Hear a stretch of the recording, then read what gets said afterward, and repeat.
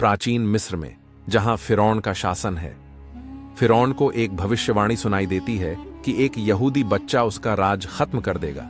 डर के मारे फिरौन सारे नवजात यहूदी बच्चों को मारने का हुक्म दे देता है, लेकिन एक यहूदी मां योशेबेल अपने बेटे को बचाने के लिए उसे एक टोकरी में डालकर नील नदी में बहा देती है। ये टोकरी फिरौन की बेटी बिथिया तक पहुंचती है, जो उस बच्चे को गोद ले लेती है। वो उसका नाम रखती है मूसा। मूसा मिस्र के राजमहल में राजकुमार बनकर बड़ा होता है। उसे अपने असली यहूदी होने की बात पता नहीं होती। वो अपने सौतेले भाई रामसेस के साथ पलता है, जो बाद में फिरौन बनने वाला है।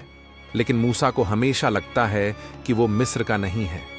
जब मूसा बड़ा होता है तो वो देखता है कि मिस्र के लोग यहूदी दासों पर बहुत अत्याचार करते हैं।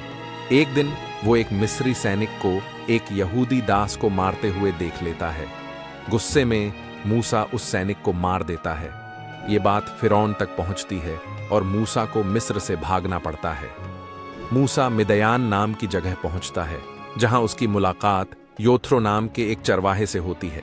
मूसा योथ्रो की बेटी सिप्पोरा से शादी कर लेता है और वहां एक शांत जिंदगी शुरू करता है।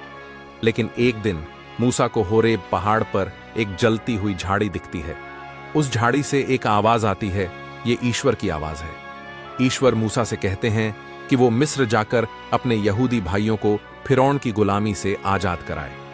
मूसा ईश्वर के आदेश पर मिस्र लौटता है। वो अपने भाई हारून के साथ फिरौन रामसेस के पास जाता है, जो अब मिस्र का शासक बन चुका है। रामसेस की पत्नी नेफरतारी मूसा को देखकर हैरान हो जाती है, क्योंकि वो पहले मूसा से प्यार करती थी। मूसा रामसेस से कहता है, मेरे लोगों को आजाद कर दो, लेकिन रामसेस हंसकर मना कर देता है। ईश्वर मूसा को अपनी शक्ति देते हैं। मूसा मिस्र पर कई विपदाएं लाता है। पहले नील नदी का पानी खून में बदल जाता है, फिर मेंढकों की बरसात होती है, टिड्डियां फसलों को खा जाती हैं और चारों तरफ अंधेरा छा जाता है।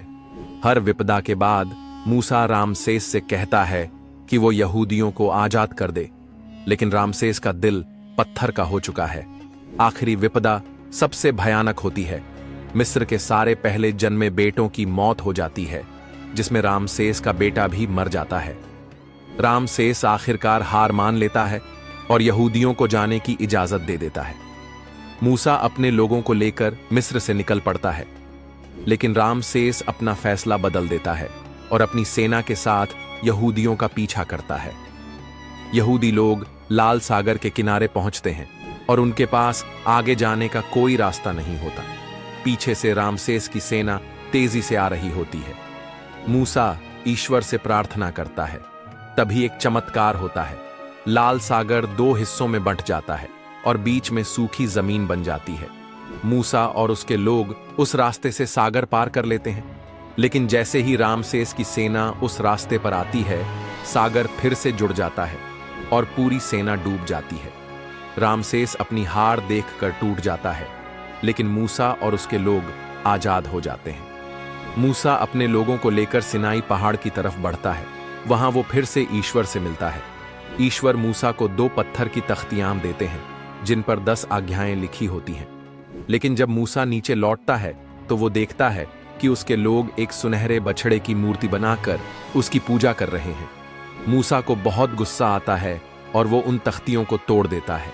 मूसा अपने लोगों को सजा देता है और फिर से सिनाई पहाड़ पर जाता है। ईश्वर उसे दोबारा 10 आज्ञाएं देते हैं। मूसा उन तख्तियों को लेकर अपने लोगों के पास लौटता है और उन्हें बताता है कि ये आज्ञाएं उनकी जिंदगी का आधार होंगी। वो अपने लोगों को वादा करता है कि वो उन्हें उस वादे की जमीन तक ले जाएगा जो ईश्वर ने उनके लिए चुनी है। कहानी यहीं खत्म होती है। आपको मूसा की ये कहानी कैसी लगी?